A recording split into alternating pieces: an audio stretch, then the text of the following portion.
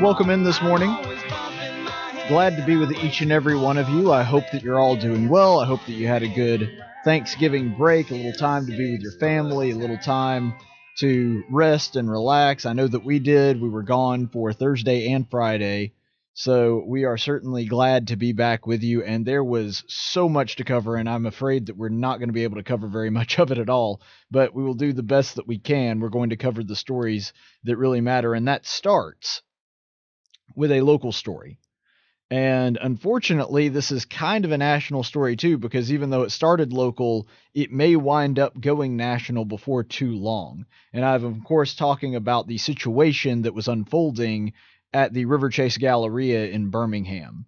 So there's been a lot of speculation, a lot of, frankly, idle speculation, unfortunately, when it comes to this particular issue. So I do want to hear what you have to say, especially for those of you, if you may be listening to us in the Hoover area, in the Birmingham area, might have some information for us. 860-1440 is the number. That's the one that you need to call there.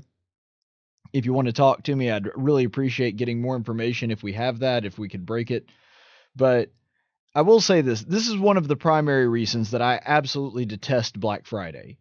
And a survey came out of different states, basically just counting up the number of incidents, the number of issues that you have in various states on Black Friday. And Alabama was actually ranked as number 5, the 5th most dangerous state in the entire country when it comes to going out on Black Friday. There's just so many incidents of people getting hurt, people getting attacked, and unfortunately, in this case, people getting shot. And to give you a little bit of the idea of what's going on, there was a 12-year-old girl who was an innocent bystander that got shot in this altercation that allegedly took place between these other boys that got into some kind of fracas or altercation with one another. We're still sorting out the details on that. But this is one of the reasons that I just absolutely hate Black Friday. You can't pay me enough money. I can't save enough money. That's not possible for me to save enough money to actually go out on Black Friday and make a purchase. It's just you're not going to see it happen with me. And I want to get good deals. You guys know that I'm a fiscal conservative. I like saving money just like the next guy, but it's worth the extra money to me to not have to fight that. And I especially hate that it comes right on the heels of us celebrating Thanksgiving. And when I say comes right on the heels, it's basically just on Thanksgiving now. This shooting took place on Thanksgiving night. And Thanksgiving used to be a time that the world just kind of stopped and paused and everybody prayed and they were with their families. Look, from a business perspective, I get it. If customers are willing to go out on Black Friday and businesses are willing to open, I'm not saying that I want any kind of government regulation to get involved or anything like that. But what I'm saying is we were a better society when we all agreed to kind of just ignore that and focus on what was really important on Thanksgiving, and that is being grateful to our God and Father for the things that he's given us, and look at it as a time to be surrounded by our family and our loved ones. Buying things can happen. I think the Babylon Bee just hit the nail on the head with this one. And for those of you who don't know, Babylon Bee is a satire site. I've mentioned on the show a couple of times. So they do fake news stories, but they do it intentionally fake, tongue-in-cheek, and they go over the top to try to mess with people and to try to be comedic in it, which is hilarious because there are actually liberals that have fact-checked it and taken it seriously, which was also very amusing. But anyway, the Babylon Bee. They came out with an article right after all this happened that said, after giving thanks, I forget exactly how they worded it, but the headline was essentially that people went out and immediately started beating people in order to get some kind of deal or sell. And that's exactly the problem that I have with Black Friday, is this idea that right after we've gotten done giving thanks and being grateful for what we have, we jump into rabid consumerism to where we're actually willing to injure one another in order to get a good deal on a product. And the joke that was made in that article, I think, is very indicative of the truth, which of course it's supposed to be a parody, but it said that Americans were unable to stomach 12 continuous hours of being grateful and thinking that the world doesn't center around them. And that's exactly right. That's one of the reasons I detest Black Friday, is because it eats into Thanksgiving, and people now started at like 5 o'clock on Thanksgiving night, which there's some people that are just then sitting down to Thanksgiving lunch at like 3 or 4. So the idea that it just really, really grates on my nerves. It really bothers me that America as a culture sees fit to engage in this kind of horrible behavior. And I realize that the shooting's an extreme example, but the willingness to just pummel each other and be rude to one another and nasty to one another to get a good deal on a TV or to get a good deal on a gaming system or a toy or whatever else it is. Can we not all just agree as a society that we can take that day off and we'll worry about the deals and everything else later? And then when we do finally get together and go and look for deals, that we can be civil to one another. That's part of the reason I prefer today, actually. I really like Cyber Monday because I can shop at home in my boxers if I want to, and I don't have to fight anybody. I don't have to be rude to anybody. If I get the deal, I get it. If I don't, oh well. That to me is a much better way to do it, and that's part of the reason that I feel for these brick and mortar stores, but that's part of the reason that they are starting to lose a lot of business because of online shopping. And maybe if they figured out a way to stop all the pushing and shoving and rudeness on Black Friday and to conduct business in a civilized manner, I get that they can't control their customers. But if they could figure out a way to sort of, I don't know, discourage that kind of behavior in a more forceful or more effective way, that might actually help their business. Or at least I know that it would encourage me to at least look into their business for my holiday purchasing. But that being said, let's get into the actual meat and potatoes, the nuts and bolts of this story. So we're still short on details, so keep in mind anything that I'm saying, I'm doing the best to my ability to get you accurate information, but accurate information is sort of scarce to come by. In fact, they've already revised the story once, and we're going to get into that here in a second. So this is still very much a developing story. So if I say something wrong, I'm not trying to. It's just we're sort of getting details sort of trickling in, and I'm going to do the best that I can to not do any speculation this morning. So the shooting took place at the mall, and it hospitalized an 18-year-old boy and a 12-year-old girl who was just a bystander. Apparently, the 18-year-old that was shot was involved in the initial altercation, although they're not 100% sure how. Again, we're still kind of parsing through the details. And authorities, when they arrived on the scene, shot and killed Emantic Fitzgerald Bradford Jr. Boy, that's a mouthful. And for short, EJ, which makes sense, considering how long his name is. But anyway, this guy, age 21, he was apparently shot by the authorities. And Bradford originally was reported to be an Army combat engineer. There has since been some disputes about that. He apparently got through basic training, but he did not get through his specialized training, and because of that he was dropped from the Army. At least that's what I've heard this morning. Kevin was actually telling me about that earlier on the show today. So you're going to see pictures of him in uniform. He did serve for a time, but it was less than 180 days, so technically he's not considered a veteran. So again, not really important to the details of the story, but it's just something that you need to be aware of. And the original story was that he got into a fight with one of the boy that was hospitalized, the 18-year-old, the one who was actually shot, and then opened fire. That was what we initially heard, that there was a fight between these two. He opened fire. One of the bullets strayed and hurt one of these bystanders, the 12-year-old girl. But that is apparently not the whole story, or it could even be an inaccurate depiction of the story. We're not 100% sure. So this is the new story. This is the after new evidence has been revised. So apparently they're saying now he was involved in the altercation, but likely did not fire the shots. Now, let's take a look and see what this actually means. It doesn't mean that his gun was not fired. We don't have that information yet. Perhaps the gun that he had on him, and he was armed when he was shot. It is possible that he did fire shots. It just seems unlikely that those shots were the ones that injured the 18-year-old and the 12-year-old. So there's a couple different ways that this could play out. This means either there was a second gunman, which seems to be very likely now. The police in Birmingham and Hoover are warning about a second gunman that could still be at large. So there was probably a second gunman, and he could have been involved in the altercation, or he could have not been involved in the altercation. The initial report said that he was, and that's why I'm kind of leaning more towards that. But the new reports are saying not that he wasn't, just that there was somebody else. So there's a couple different ways this could play out. Either he was a part of the altercation, and that's why he had his firearm with him. It's also possible that he was not part of the altercation, but he drew his gun because he was trying to help people, trying to protect someone. That's also a possibility. Or it's possible that he was not involved in any way. And so he just, I guess, drew his gun on the way out, not trying to protect people, but maybe just protecting himself, which, again, perfectly legal to do. So we're just kind of trying to parse through and see exactly what is going on here. So it's possible this guy was not involved at all. It's possible that he was and just got caught in the wrong place at the wrong time. And I'm not trying to downplay it. I'm just saying that seems to be what happened.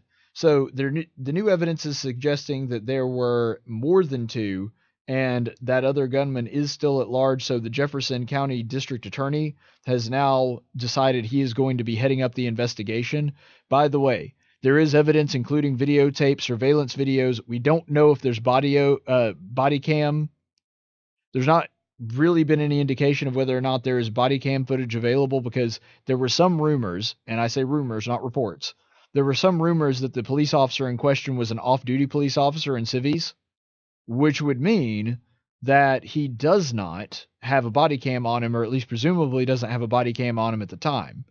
But especially considering this is a shopping mall, there's a very good chance that there's surveillance, security camera footage, probably from several angles. So this evidence probably exists, and we're going to get a view of the video of that at some point. But right now, Aaliyah, which is the head of law enforcement in the state of Alabama, they are looking into it right now. And so that's what you're probably going to be wind up dealing with, is that Aaliyah is going to release the tape before too long. But that's the latest that we have. We don't have that evidence yet. We will try to provide it for you right here on this show when it comes out. So just the latest is they're not sure, but the DA is taking over the investigation, and it looks like EJ is not the one that fired the shots that hit them. Doesn't mean he didn't fire the shots. He could have discharged his firearm. He could have not discharged his firearm. We don't know. But it doesn't seem like he's the one that fired the shots that hit the people that were hospitalized. That much we are fairly certain of at this point. Now, what I'm concerned about, and I think this is a legitimate concern if history is any teacher, is that this whole thing will become some kind of massive media circus. And I don't want that. It's not good for the state. It's not good for us. And the national media just descending on Birmingham, that is not going to be a good look for our state or this case as a whole. Now, if something wrong happened, then highlighting that is fine. But even if that took place, even if the officer in question did something and he shouldn't have, I don't know that turning this thing into a media circus necessarily helps anybody. It doesn't bring EJ back. And I just don't think that people getting and working themselves into a lather and a frenzy is going to be productive. Now, if this officer messed up and shot somebody that didn't deserve it, then I understand the anger. I understand the outrage. A man lost his life, and the police officer, either through negligence or being a little too trigger happy or whatever, may have killed someone. It could be an honest mistake, and we don't know that either. That's also a possibility. But I don't want this to turn into a media circus, and unfortunately, it seems that's the way that it's going. Because national news has already picked up the story, and the headlines on it are very, very telling. I saw some coverage of it with CNN this morning, and they had on the family, they had on the attorney, which, by the way, the attorney is a guy named Benjamin L. Crump. He is now on retainer for the family of this fellow that was shot, EJ, who was shot. And that is kind of a sign that this may turn into a media circus as well, because this is the same guy that represented Trayvon Martin. I believe he was also present in one of the other quote-unquote Black Lives Matter cases. So we're really just not sure. We'll have to see how that's going to unfold. But the fact that he's there is a pretty good sign that it's not going to be good. And I would hate to see something happen to Birmingham like it did in Ferguson and in other towns, where the town just gets tore up and there are people attacking one another and destroying businesses that had nothing to do with the incident itself. And the headlines that are coming out of the Associated Press, for example, and CNN, for example, a lot of them are saying, police shoot black man that wasn't involved in the shooting. Well, again, we don't know whether or not he was involved in the shooting. And of course, what they're trying to do is they're clickbaiting everybody, saying that it was a black man that was shot, which is accurate. There's nothing incorrect about it. It's not fake news. But the fact that you're leading with that, it does lead people to believe and gives them the impression that he was shot because he was black. And right now, there's zero indication that race was involved in this particular incident. Maybe they do some research and find out it was. I don't know how they would prove that. But right now, there's no reason to believe that race was a part of it. In fact, we don't even know who the police officer involved in the altercation was. For all we know, the police officer was black. In fact, that did turn out to be the case in one of these cases that was brought up in North Carolina. And you'll remember that, I can't remember the name of the victim who was in that particular altercation, but there were protests all over that city. And it turns out when the information was released, the police officer that shot him was black. And they were just so convinced that this was an issue of race. And right now, we don't know. It's likely that the police officer was white, considering it was in the town of Hoover. There's a larger white population there. And so just going by the numbers, there's a higher likelihood that the police officer happened to be a white guy. But again, we don't know that yet. We have no idea. And anybody that is telling you that they know is making stuff up. It's idle speculation at this point. And so there's no reason to believe that, at least right now. And that's one thing that I found really strange about it.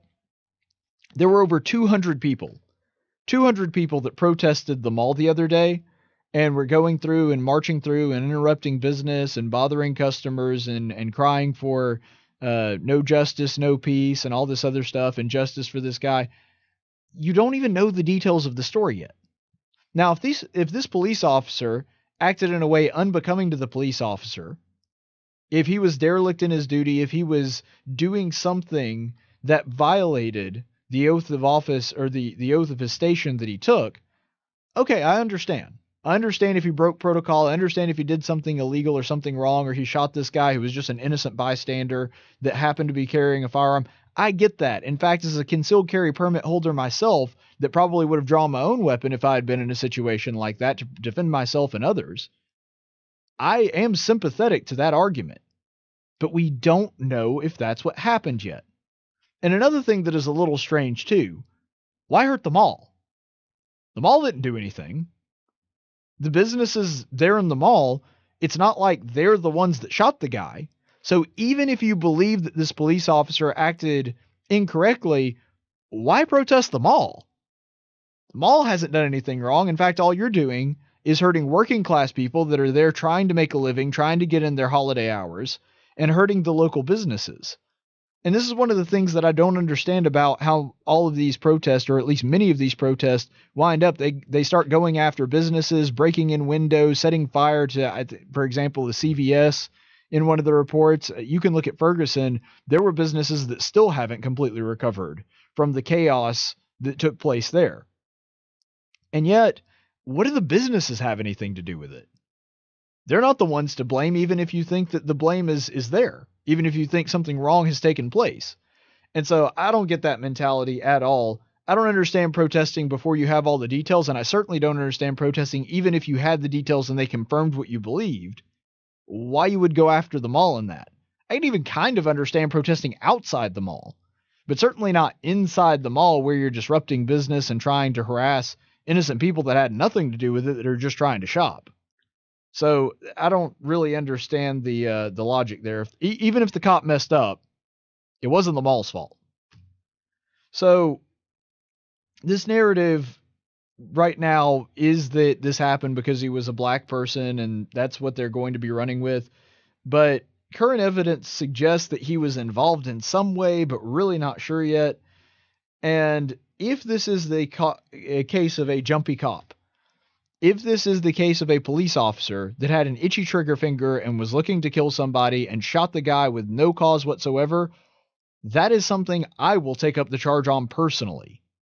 Because police officers I understand that they're in tough situations. They're going into a place where someone is shooting, but they don't need to just be firing on anybody that happens to have a firearm. That's not the way to handle it. Again, as of yet, there is no indication that this is what happened in this incident. But if that is what happened, then I'll stand with you, because black, white doesn't matter. If a police officer is shooting somebody that's innocent that he doesn't need to be, then at the very best case scenario, it's a case of a lack of training or just somebody being a little too jumpy. Worst case scenario, it is because he just wanted to get rid of the guy. And I have no reason to believe that it's one or the other so far. But his father claims, and I don't know if this is true or not, his father claims that he had a CCW, so he had a concealed carry weapons permit. I don't know if this is true or not. But if it is, I do think that changes the dynamic at least slightly. But from a legal perspective, it doesn't. And the reason that I say that is, statistically, CCW carriers are very, very notable as being law-abiding, and this particular guy had no priors. He didn't have a criminal record, and so that could be what's going on here. But Philando Castile's girlfriend, you may remember when that happened, she claimed that he had a concealed carry permit, and it turns out when they did a little digging into the case, no, he didn't. This guy, however, carrying his gun out in the open, so even if he did not have a concealed carry permit, from a legal perspective, that really doesn't change anything. And he wasn't breaking the law, at least in the moment that that was happening. However, luckily, and this is one of the advantages of having a radio network that has really good people that are investigating, one of our affiliates there in Birmingham, this is a guy named Matt Murphy. He works for WAPI Talk 99.5. A really big talk station up there. Matt Murphy's great. I've worked with him a number of times. He's actually done broadcasts from right here in our studio. So Matt says this morning, or sorry, this would have been last night. So Matt tweeted out last night, "I have spoken to an eyewitness who was inside Spencer's Gifts. He has reported the officer ordered the victim to drop his weapon twice and did not comply. Also, video will clear all of this up in due time. Why jump to conclusions?" And Matt Murphy is exactly right. In this particular case, video is going to clear it up anyway, so why are we all jumping to conclusions and assuming the worst? Or assuming the best? There are people out there that are assuming that the police officer was right and did absolutely nothing wrong, and those people are just as wrong as the ones that are assuming that the police officer was bloodthirsty and out to kill a black man. Those two things are equally incorrect to do right now, because we don't know. And if what Matt was saying is correct, if his witness can be trusted, then that changes the dynamics of what was going on too. Because even if you are a licensed concealed carry permit holder, like I am, if you're walking around with a firearm and you get a lawful order from a police officer to drop your weapon, he has every right to assume that you are a threat if you do not comply. He has every right to be in fear of his life because he doesn't know who you are. He doesn't know that you have a concealed carry permit. He doesn't know that you're a good guy with a gun. And so you need to comply right then and there when that takes place. Now, if this was an off-duty police officer in civvies, that may change things a little bit, because if he doesn't identify himself, you don't know that that guy's a police officer. For all you know, that is the gunman. And so he needs to identify himself, and he needs to show his identification if that's going to take place. But again, we don't know if that happened yet. And this is really the bottom line. Right now, it's best that nobody jumps to conclusions. There's a couple things that make me hesitant to believe that this is a case of racism or some kind of racially charged thing, because if that were the case, I don't believe that the cops and the district attorney would be so quick with the info release, because they've actually released details about this a lot quicker than I was expecting, considering the holiday season and everything else. And so it seems to me that they're trying to get a lot of information out in the open very quickly and being very transparent about it, which to me leads, I would think, means that there's probably not a decent case for race being the motivation. But nonetheless, regardless of what you may think, it's best not to jump to conclusions now. This guy may have been perfectly innocent, and it may be legitimate outrage at the police officer for having an itchy trigger finger, even if that's the case, doesn't prove racism, but nonetheless, it could be the exact opposite. It could be that this guy was actually pointing his gun at the police officer, and the police officer was well within his right to take this guy's life if he felt that he was a threat. And so we just have no idea yet, and it is in everyone's best interest, your best interest, and the people that you talk to not jump to conclusions, wait until the details come out, and then when a little bit of the emotional frenzy has worn off, and when you actually have the details of the case, then you can make a decision on what you think about this and make an informed opinion on it. And that would be my recommendation if you're going to discuss this with other people. Let's not jump to action before we have all the information. I had to play some Killers today since I was wearing the shirt. By the way, funny story, when I was just coming back from the Ukraine, just about a month ago now, almost 2 months ago now, actually. But anyway, when I was coming back, they said that I picked the worst possible shirts to go to and from the country, because on my way there, I was wearing a Captain America shirt, and they said it was not subtle, and they wanted us to keep a low profile and not necessarily to know that we were Americans. And of course, I didn't get the memo, and so I'm wearing a Captain America shirt all through the all through the airports. And then on the way back, I'm wearing a shirt that says The Killers, which made the people at the the people checking our passports a little nervous. So yeah, I did not pick the best clothes to wear on the way to Ukraine, but nonetheless, speaking of borders and speaking of going from country to country, there was really big news this week when it came to the migrant caravan. The latest, which is surprising, and we're going to get to the details here in a second, is that after what happened yesterday, Mexico is actually planning to deport roughly 500 migrants, which was a really big surprise. But we'll get to the details and explain exactly why they saw fit to do that here in a second. So to understand that, you have to understand a little bit of the background about what happened yesterday at the border. So yesterday afternoon, migrants from the caravan stormed the border station there just north of Tijuana, Mexico, on the California-Mexican border. And the crowd was chanting, "We're not criminals, we're international workers."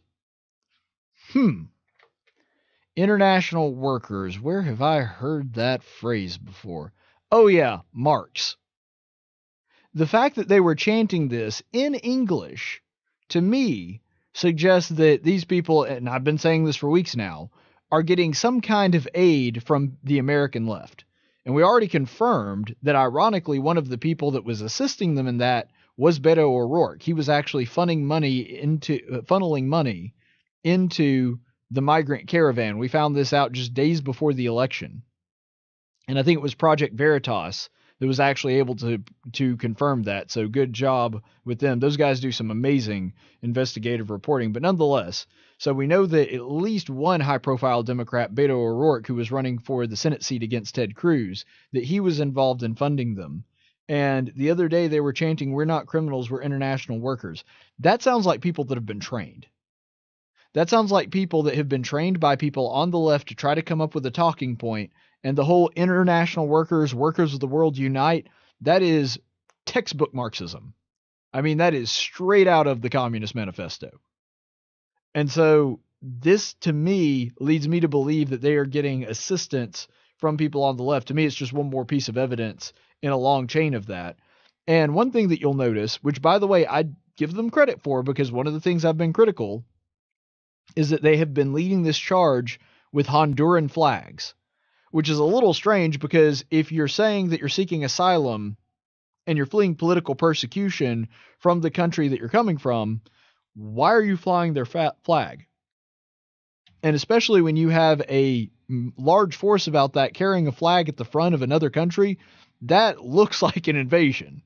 And it is an invasion by the textbook definition of it. But that makes it look even worse than it actually is. If you really want to come to America, you want to come to the land of opportunity and leave your old country behind, that's fine. Don't fly their flag. And so yesterday, and I've been one person criticizing them for this, a lot of other talk radio hosts, a lot of other conservatives, and just everyday people have brought up this criticism. And so yesterday, a bunch of them actually stormed the border with homemade American flags. So they had big pieces of paper that were painted to look like an American flag. Now, here's the reason that also makes me suspicious, though. Granted, it's an improvement over carrying the Honduran flag. There were actual videos and pictures coming from the Associated Press yesterday of migrants putting together these American flags, and they've got the works, buddy. I mean, they've got all kinds of different colored paints there. They have brushes. And so here's what I'm trying to figure out. If these are just poor migrants that don't have anything but the clothes on their back and they're coming to flee political persecution because they're political refugees, how did they get the craft supplies? That to me seems a little odd. So that to me is just one more indication that somebody is funding these people.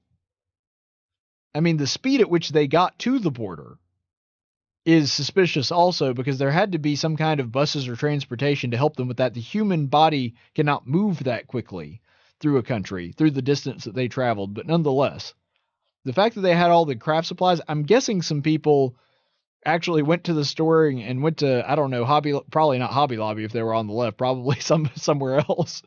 But they went and got these craft supplies because I'm telling you, they had the works.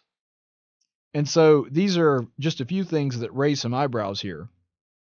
And one thing I also noticed about the footage and the pictures is that these people are mostly able-bodied men, because we're often talked about, they were belittling Trump and other conservatives, Trump and conservatives, about worrying about the border, saying, oh, he's worried about a bunch of children and women and pregnant ladies and all these.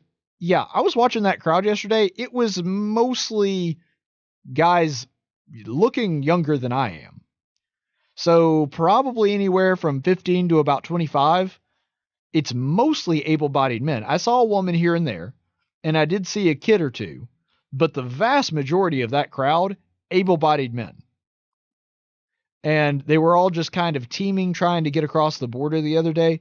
And this idea that this is just a harmless group of poor migrants that are coming here for a better life and don't have anywhere else to go and don't have anything but the clothes on their back, well, they're either not really that poor or they're being funded by somebody else. And so if they had the money to buy craft supplies to make all these banners and homemade American flags, I feel like if they were really poor and needed the help, could have used that towards either legal fees to try to seek asylum, or for a sandwich, or for clothes or something. But the fact that they had all this and they had all this available to them means to me that this is seen as a political opportunity, at least by some groups that are using these people to send a political message and trying to give them talking points and give them propaganda to make them seem less threatening, to make them seem as though they're not really a problem coming across the border, which of course was completely derailed yesterday because they were actually storming the border and trying to force their way through. Here's some footage that we have yesterday. All right, so you'll see them running across the border there at the border station.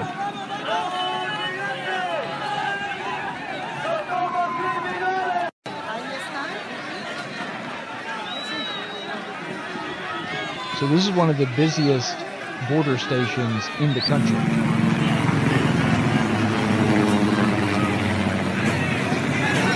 Now right here, watch for it. They're about to disperse tear gas to try to get these people away from the border. And you're going to see people that have already crossed the fence illegally start pouring back through. Yeah, there they come. So those people already forced their way through this little crack in the fence, already crossed illegally, got tear gassed, and started spilling back over.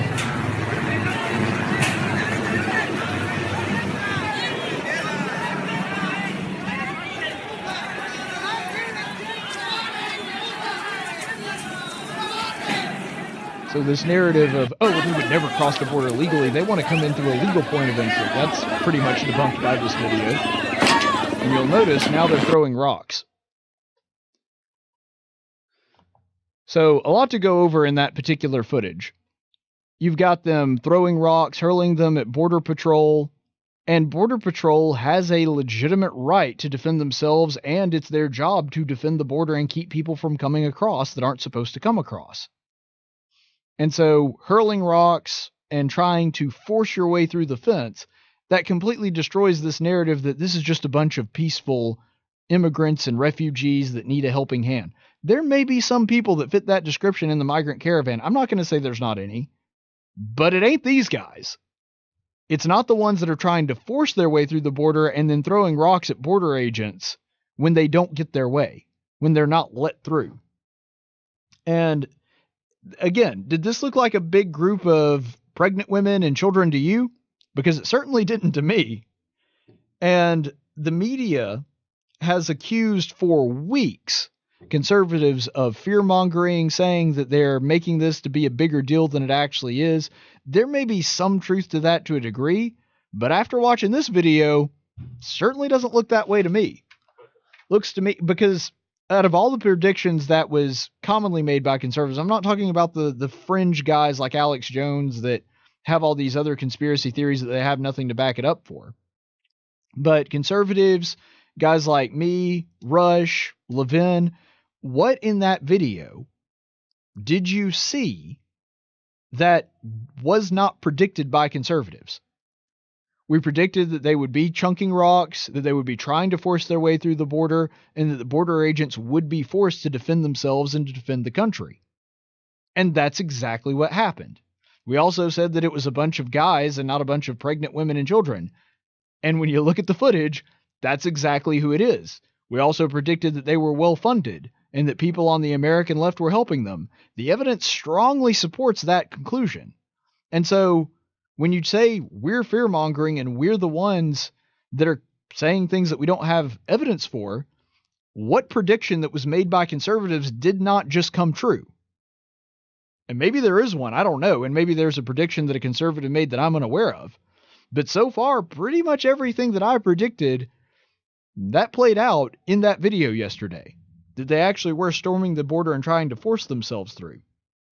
So the latest is that a list of demands has been presented by the San Diego Migrant Refugee Solidarity Coalition. So this is a group of groups, essentially, of people that are trying to help the refugees or whatever. This is the list of demands, and they get crazier the further on they go. Demand 1, respect for the right of asylum for all members of Central American exodus. Stop the profiling and criminalization of refugees. Lift the executive order limiting access to asylum. All right, well, a couple things. First of all, there's no such thing as a right to asylum. There's no such thing. I mean, I like asylum. I like the fact that America offers and opens its doors up to refugees. But there's no right to it. Marco Rubio actually tweeted out, and he and I must have been on the same wavelength because this was actually in my notes, and he and I worded it almost identically, that asylum is a privilege. It's generosity. And you don't look a gift horse in the mouth, and you don't complain when that process is taking a little too long. For example, let's just say I were running a restaurant, and I said, okay, today what I'm going to do is I'm going to open my doors, and people that can't pay, I'm going to give you lunch for free to help out the less fortunate or whatever. Well, if you're getting a free lunch, you don't complain that the restaurant's full with everybody else that's trying to get a free lunch. If I'm the one being generous and extending to you something that I don't have to do, then there should be a sense of gratitude and not you trying to force your way in or demanding things or demanding that we make the process as easy for you as possible. Asylum is a generous thing that America does, and does more so than any other country in the world. But the idea that you are entitled to asylum, that you have a right to it, that's nowhere in the Constitution, nowhere in the Declaration of Independence. There is no right to asylum found anywhere in the scripture, in moral teachings. They're just making up rights out of thin air. That's exactly what it is, because nowhere is there a right to asylum. Demand number 2, process all asylum claims made at the ports of entry with expediency. We reject the Custom and Border Protection's claim that port of entries lack capacity to let in refugees. We also reject the shift away from decades of international asylum agreements that allow for requests to be made anywhere on the border. Well, again, so far as I know, they're not stopping that. They're saying if you want to come in, you have to go in at an actual port of entry. You can't just walk up to the border and have 500 people claiming asylum and go, oh, well, they're all saying asylum. We just let them through. There has to be a process here. That's what the law is. It demands that a process take place. You can't just say, well, they're all seeking asylum. Let's just open up the gates and let them all through. That's not how that works. You have to actually process them. There have to be people that are equipped to handle that. And again, if you are the recipient of generosity, you don't complain that the ones extending that generosity to you are taking too long to do it. It is not incumbent on the American taxpayer to spend extra funds for the convenience of asylum seekers. That's nowhere in our Constitution. Our government is not obligated to do that. I'm glad that we offer asylum to people. I'm an advocate of that. But the idea that America holds some obligation to do so is wrong. There is absolutely no legal precedent to suggest that we are obligated to do so. And furthermore, the idea that they would complain that it's not happening fast enough for their liking, well, I'm sorry that this thing that we're extending to you is taking a little longer than you wanted, but maybe you shouldn't have shown up with 10,000 of your friends. And so this is the issue that you're running into. Demand number 3, the U.S. government must publicly acknowledge A, its role in the Honduran coup in 2009, B, that the Honduran government is a U.S.-supported dictatorship, and C, recognize the political and social crises throughout Central America as caused by U.S. foreign policy. Look, this is just an outcropping of the idea that America is the cause of every problem in the world. It's not. Liberals have this weird idea that because America has a lot, then we must have taken it from somewhere else. Honestly, I'm not an expert on what they call the Honduran coup in 2009. In the past, and we all know it, America has engaged in regime change. I mean, unfortunately, that's what happens. And I'm not proud of it. I don't like it when America does so. I've been a very vocal what's the word I'm looking for? I've been a rabble-rouser on this. I don't like it when we do that. However, the idea that even if we did that, that we now owe some obligation to people, that any Honduran that wants to come in because they don't like the way their country is going has a right to just show up and be a part of our country, that's not accurate. And another thing, too, who was president in 2009 again?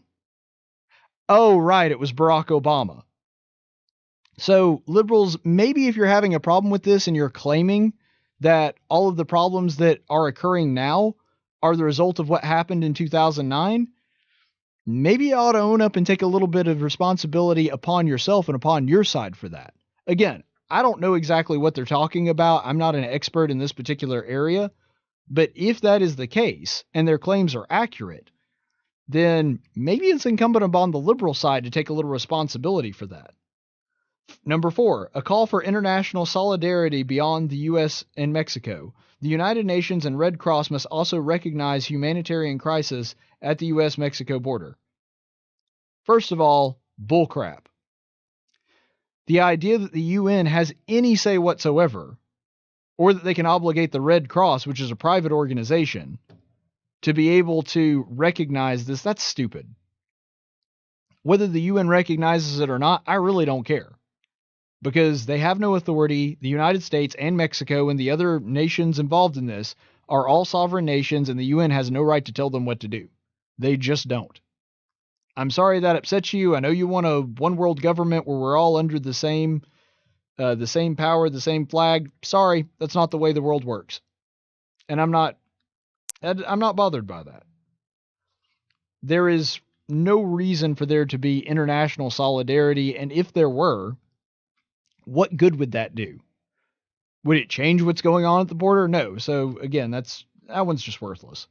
Number 5, we demand freedom for incarcerated migrants and now free movement for asylum seekers. No incarceration of migrants in shelters or for-profit detention centers.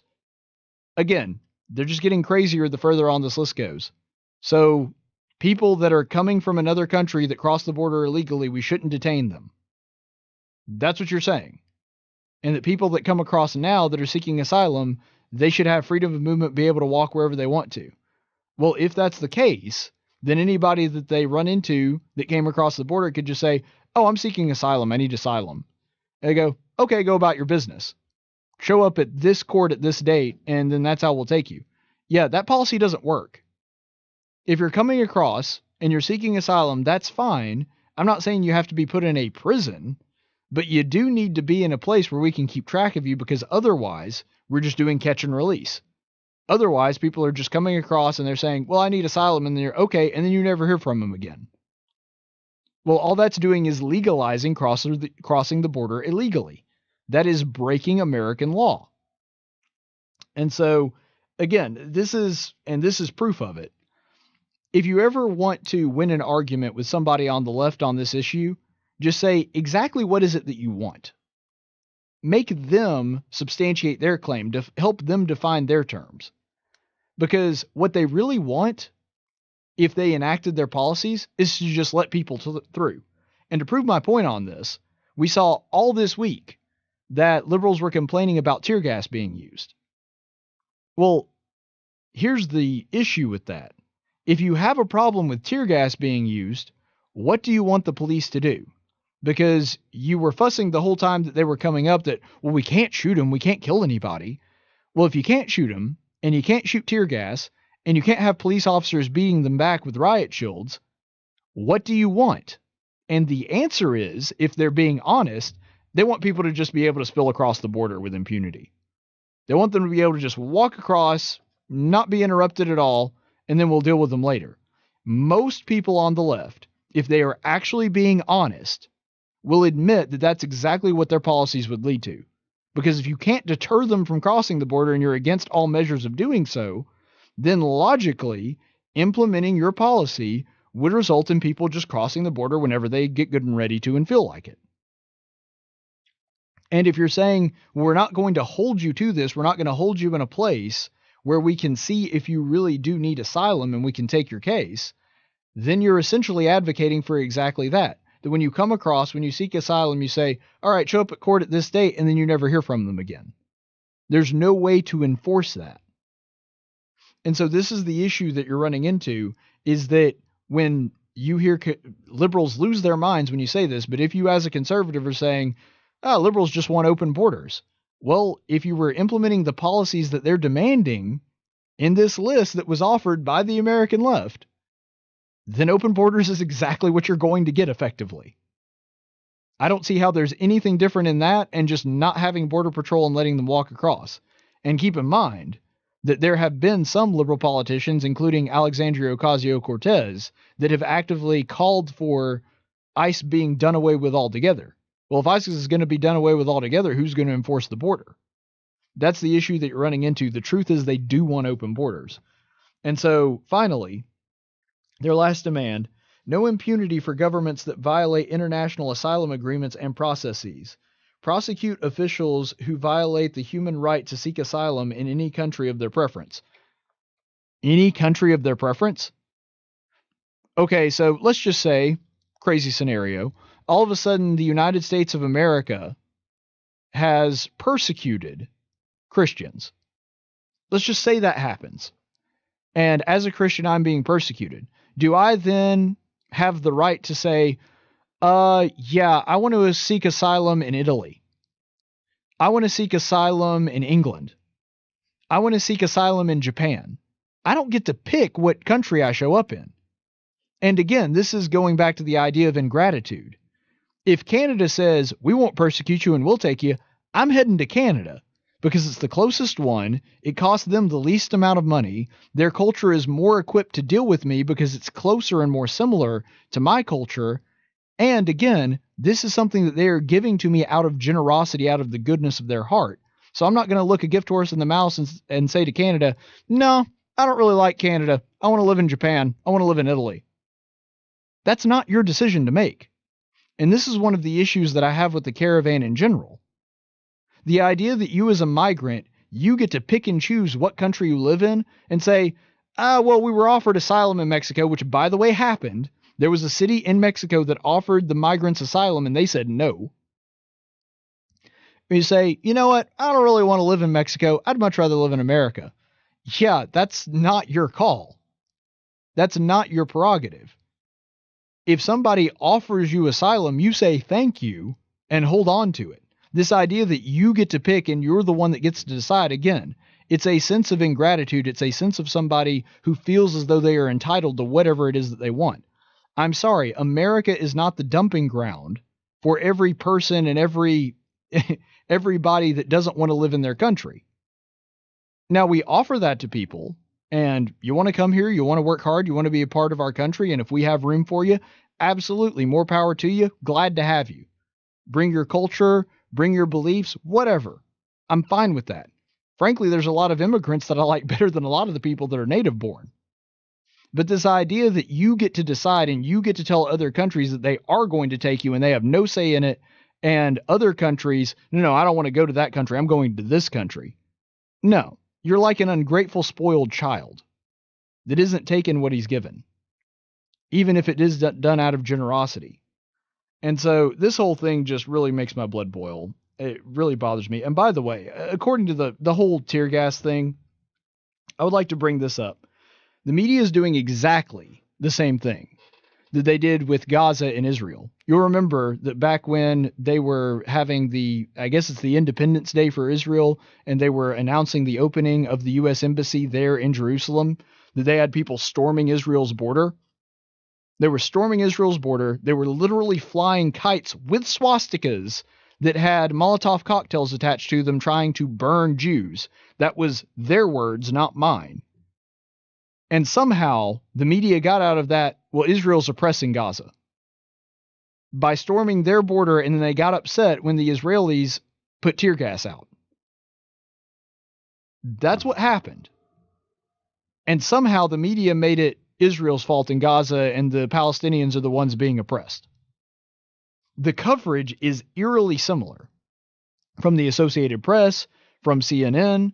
There was just glowing coverage of how nice the border agents, the migrants are, and sort of criminalizing and making the Border Patrol look bad and complaining about the tear gas. First of all, back in 2013, we had a very similar situation where under Barack Obama, the Border Patrol was attacked by rocks and they fired tear gas into the crowd. Nobody seemed to be bothered by it then. I don't see what the difference is. And by the way, the Border Patrol was right to do it then too. Had this story come to light and become a national story, I probably would have applauded them when that happened. But when the exact same thing happens under President Trump, now all of a sudden it's a crisis and it's because we're all racist. No. If you aren't going to deter them with tear gas, you got to deter them with something. And the idea that they're doing this instead of firing into the crowd, instead of making this into a bloodbath, that is humane, and that is a tame way to deal with this. So the whole thing is just a big mess. And I will say this, and I want to give some praise where praise is due. Mexico has announced that they are going to deport those who attacked the border yesterday. Good for them. Now, granted, this is kind of, I'm going to hedge my compliments here, because Mexico has been a pretty terrible neighbor when it comes to the border up until this point. Again, they were the ones that were giving actual federal police escorts to the migrant caravan, just leading them right up to the U.S. border. Because once they take over, then it's America's problem and we don't have to deal with it. And so finally, America is starting to act like an ally and a neighbor. And more power to them. They're saying, we're going to deport these 500 guys that were causing problems the other day. They're going back to their home country. And I hope Mexico sticks to that. And if they do, I see this as them turning around. They've also said that the migrants are allowed to stay in Mexico while they're seeking asylum, which is kind of mixed. I would be fine with them deporting them if that's what they want to do. They're their own country. They can make their own decisions on that.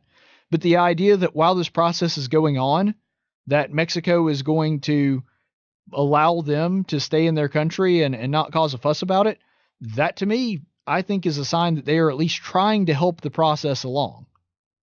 And so I do really appreciate that from their perspective. But honestly, there may be a sense that it's self-serving. I mean, I'd like to believe that Mexico just grew a conscience all of a sudden and wanted to do the right thing to help us out. But I think their actions really had a lot to do with their own people. You'll remember that there were hundreds of protesters that we showed you footage of in Tijuana, Mexico the other day that were upset about the migrant caravan trying to stay there. And so what may be going on here is the Mexicans are saying, okay, our own people are fussing about these folks. So what we're going to do is we're going to deport these 500 that are obviously troublemakers. And the others we're going to keep here long enough that America can sort out who gets to come in and who doesn't. In other words, relieving the stress on them and relieving the stress and the public outcry on their own people, because their original plan was just send them all up to the U.S. border, let them flood across, and then they're America's problem. Now it seems as though they're more like, well, our folks are complaining about this, and America doesn't want to let them through, so it may be in our best interest to help out a little bit and expedite this process. So if we do that, then there's a little extra time for them, and there's a higher chance that we're either going to get rid of these people or they're going to wind up crossing into the U.S. legally. So maybe a little self-serving, but if that is the case, nonetheless, I do applaud Mexico for doing the right thing, even if it was for selfish reasons. And I think that it probably was, honestly.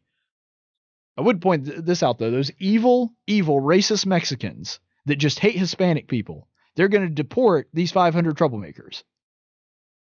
Because I guarantee you, these same people, if they had gotten across and the U.S. said that they were going to deport them, there would be people on the left decrying America as racist. Again, it has to do with them causing trouble and causing problems. It has nothing to do with their race, because the Mexicans are Hispanic too.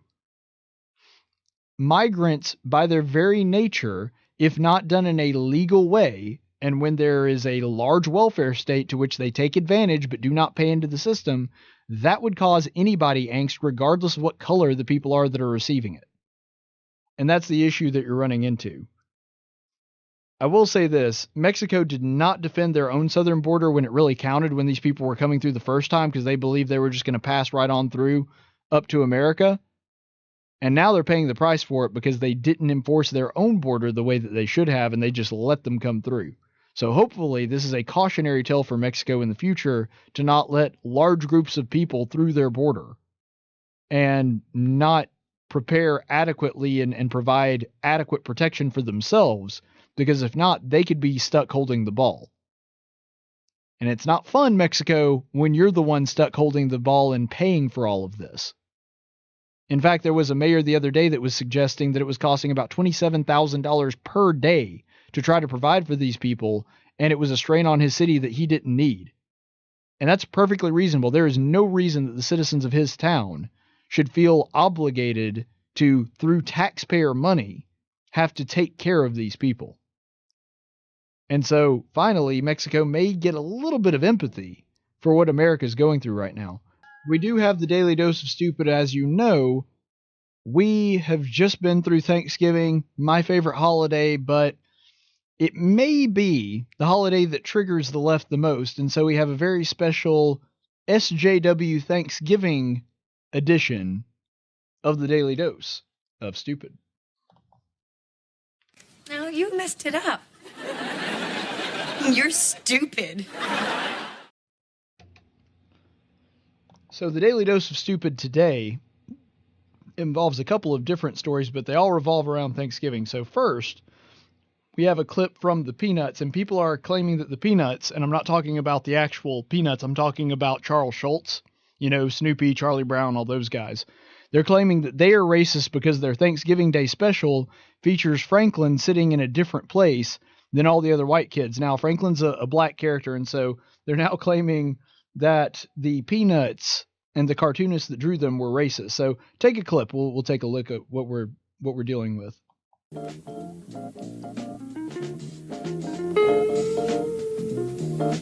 All right, so Marcy there. See her chair right there. So Franklin falls down. He's in a rickety old lawn chair. Are we going to have a prayer? It's Thanksgiving, you know. Before we're served, shouldn't we say grace? Okay, so you can see Franklin's the only one on that side of the table. So this caused a huge stir, and everybody was up in arms about it. But here's the thing. They're saying, well, Franklin, he's just in this rickety old lawn chair that falls to pieces, and he's at one side of the table. Everybody else is on the other side of the table. There's a couple of different explanations for this, and one thing that is important to keep in mind, that a bunch of the people that are complaining about this are social justice warriors roughly my age or lower.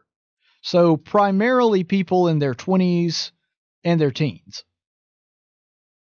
And one thing that they don't understand about animation is that it used to be a lot less polished than it is now, especially holiday specials that were done at the last minute. For example, the Charlie Brown Christmas, the original one, that was done, they literally finished it like hours before it went on the air. I mean, it was basically, they got the finished product done and they shipped it over to, I think, CBS as quickly as they possibly could because it was deadline time and they did not have time to really finish it. And I don't know if a similar thing happened with Thanksgiving, but there's several details that you'll notice are off in that particular clip. So Franklin is the only one sitting on that side of the table, and he is in a lawn chair which falls apart because it's a joke. It's funny that they're kids and they're making do with what they have. They don't have a fancy table or anything like that. You'll notice also, though, that Marcy, the character with glasses, is also in a lawn chair. Now, hers doesn't fall apart, but she is in lawn furniture. And that's kind of the joke that they have going on, that they're a bunch of little kids making this Thanksgiving Day feast by themselves together. And because of that, they're basically just using whatever they have. Now, here's the thing about him being the only one on that side of the table. Is it more likely that the cartoonist specifically alienated Franklin because he's black? Or is it more likely that it had to do with the fact that they were expecting to have more and just wound up not animating them in? And here's the reason I say that. If you'll watch that clip, and I think I may just go ahead and show it one last time here. Oop, that's the wrong one. That's what happens when you're your own producer.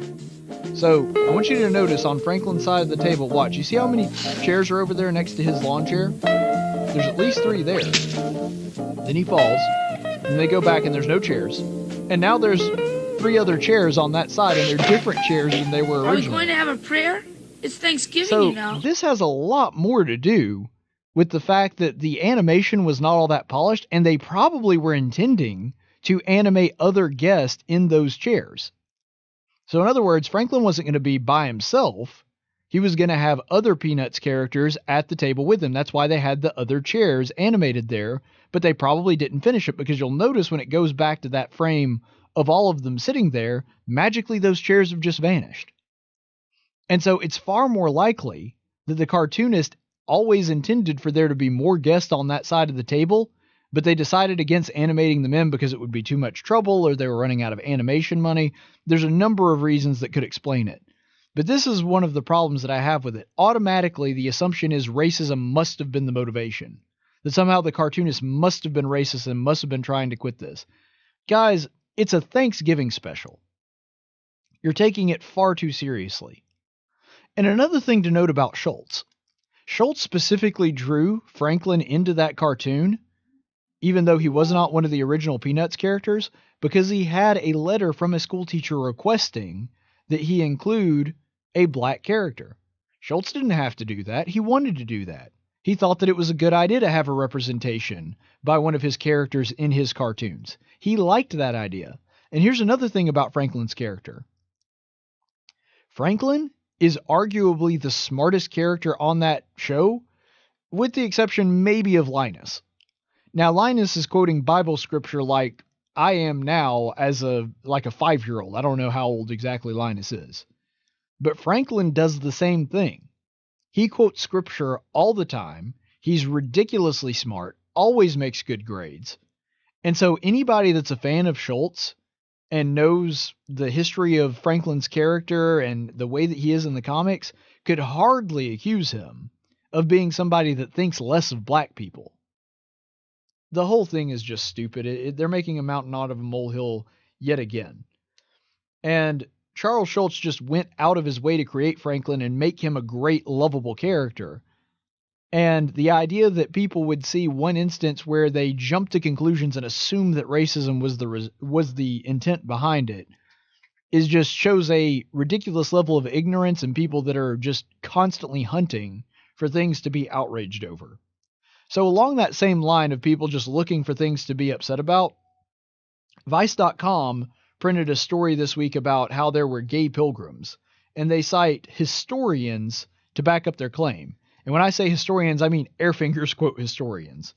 So Vice puts out this claim that in this article that there were gay pilgrims and homosexuality was common in Puritan America. But here's the issue with the people that they were citing.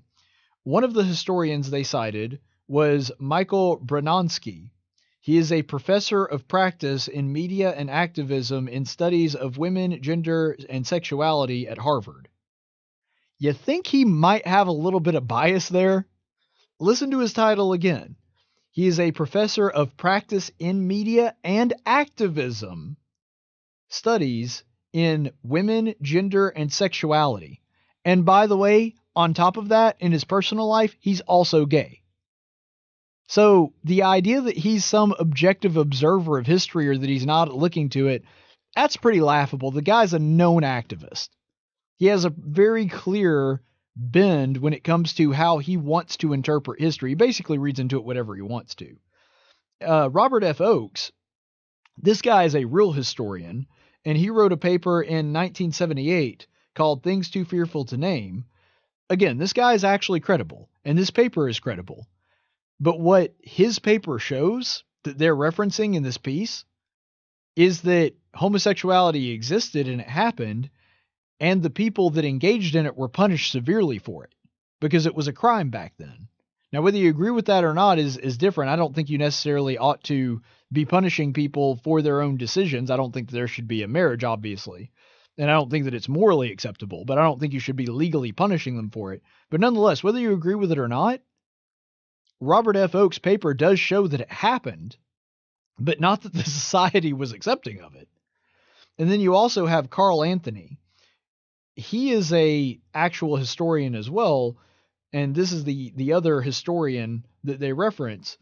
But the guy is a architect first and foremost. He doesn't even have a degree in history. He's just sort of a casual historian.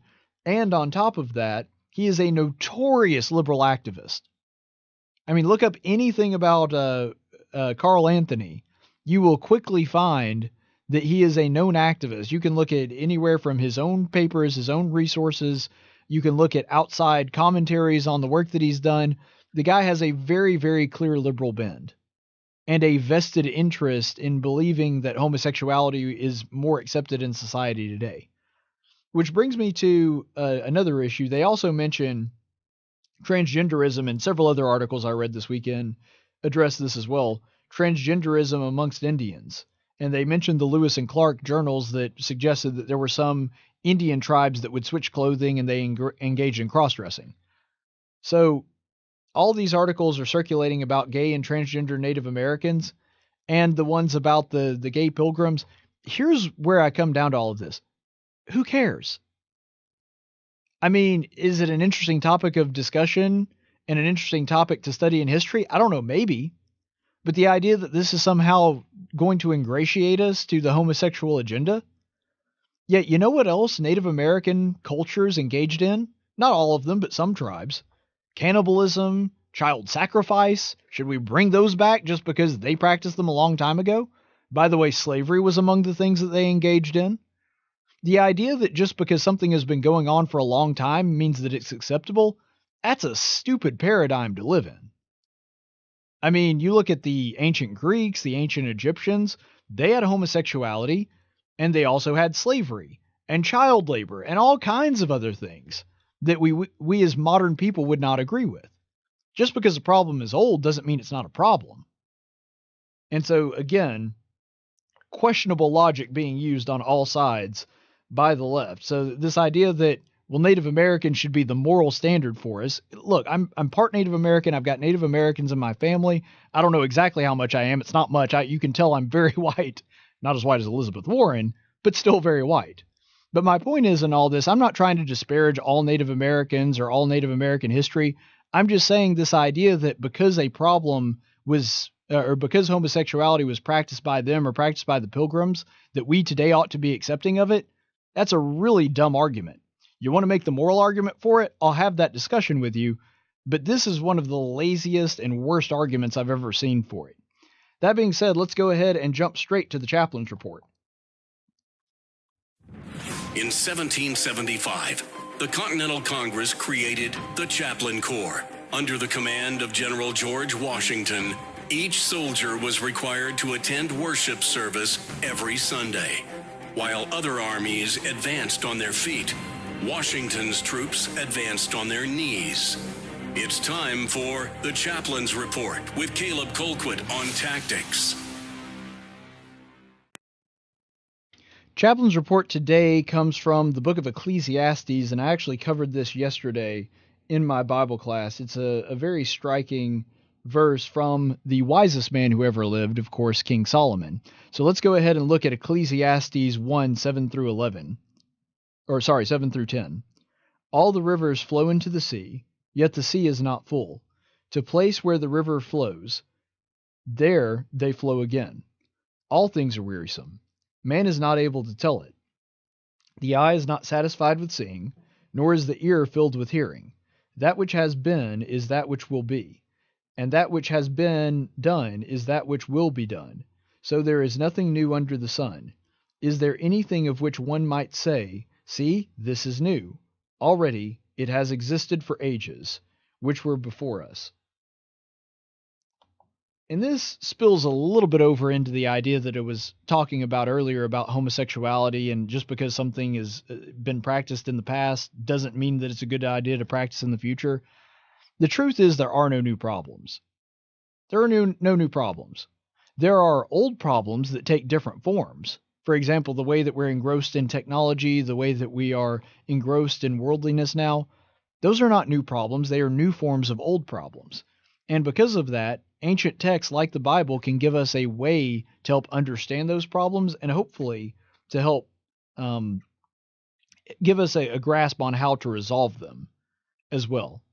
And so the outside observer may look at this and see Solomon's poetry about the rivers flowing into the ocean, but the ocean never fills, and the ears hear things all the time, but they're never filled with hearing, and say, is Solomon going a little bit nihilist on me?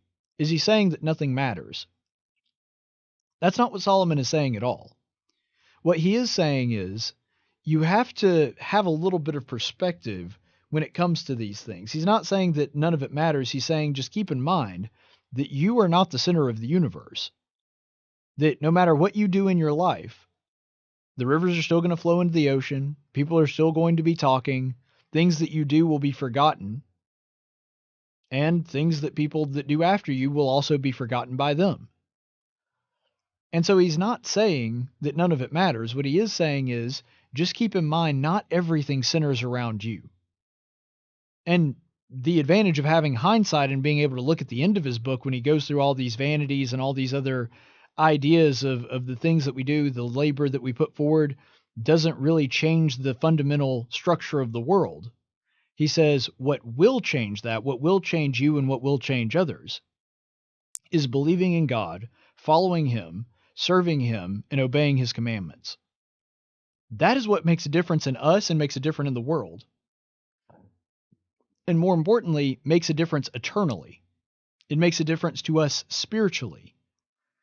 See, Solomon is contrasting the physical world with the spiritual duties we have to God.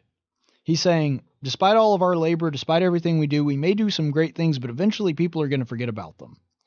Eventually people aren't going to be thinking about them, and the world is not really going to change all that much by us doing them.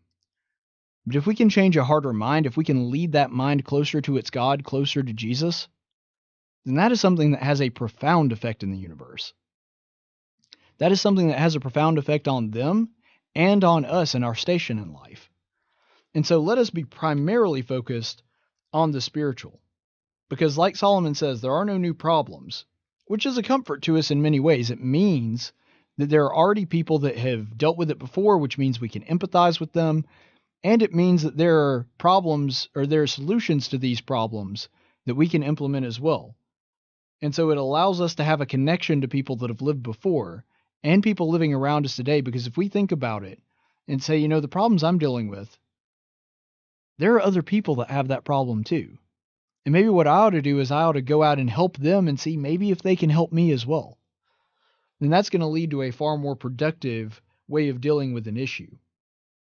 And remember that, as Solomon asserted, the whole duty of man is to serve God, to love him, and to follow his will.